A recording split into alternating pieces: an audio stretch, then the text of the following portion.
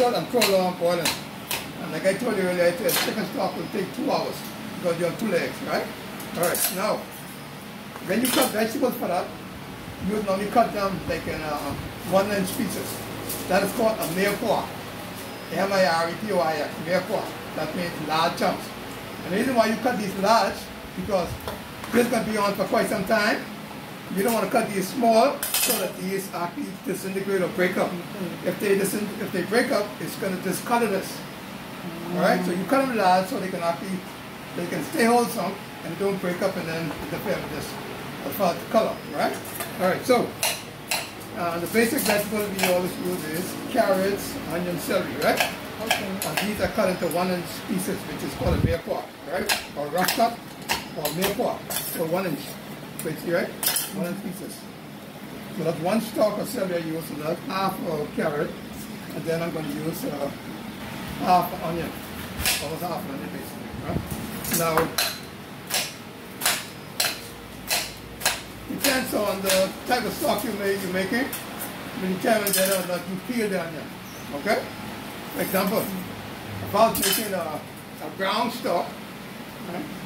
I was making a brown stock, I would actually leave the onion, wash the onion with the peel on. Because the onion peel is going to aid in the color. That helps also to make the color brown. And I'll actually take the bones and the vegetable and then put them on a tray for somebody. Okay. So I'll take the bones and the vegetable, then I'll put them on a tray. That's the tray like this. Okay, I'll put them on a tray like this, right? Okay. And then I'll put them in the oven and I'll let them brown or roast it till they turn brown. Okay. The bones and the vegetables, they'll turn brown. And then I'll put them in a pot and then I'll put cold water. When I say cold water, I mean like room temperature water basically, right? Right.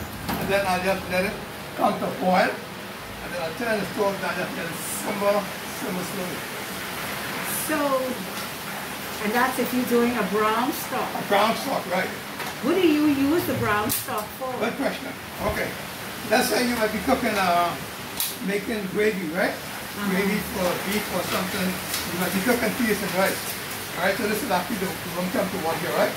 So I just add the water just to pop it up to the boil here. Okay. So what I have in here now is just onion, carrots, and celery, right? With the bones. Right, okay. I also going to add a clove of garlic, right?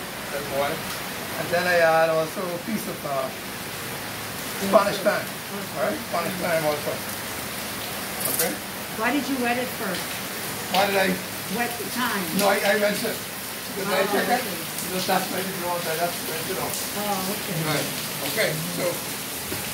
Alright, so now why not the regular thyme we're used to, right? Spanish thyme. Is it more flavorful? Well, no, the regular thyme is so strong. You know, our thyme is so strong. This thyme is so mild. Right? Not only that, you grow it like a plant, but then you can actually use everything. And also, this is also, if you put it up, you can see that this also has some nutritional value as well. The aid in some cancer and so on, they're going to tell you that this is actually good for you. And then if you want to marinate meat, you just take the same time that you go in the plant, you grind it up in your food processor with some garlic and oil, and you marinate your meat. You probably don't need salt. And you just keep your chicken overnight, you probably don't need salt. Alright? So this is very good for that. Alright, so now the first time you always normally make a stock, right? And I would then freeze that stock.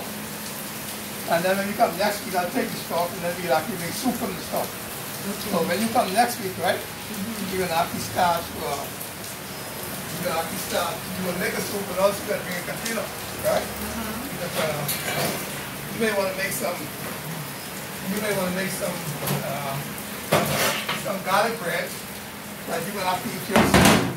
That I'm going to have to eat myself? Next week, well, your husband might be making stuff. That's the sample which you cook tonight, right? So, you could carry the soup form, then you can carry soup for lunch with some garlic bread maybe. Okay. You know? For work, and then you make that up. You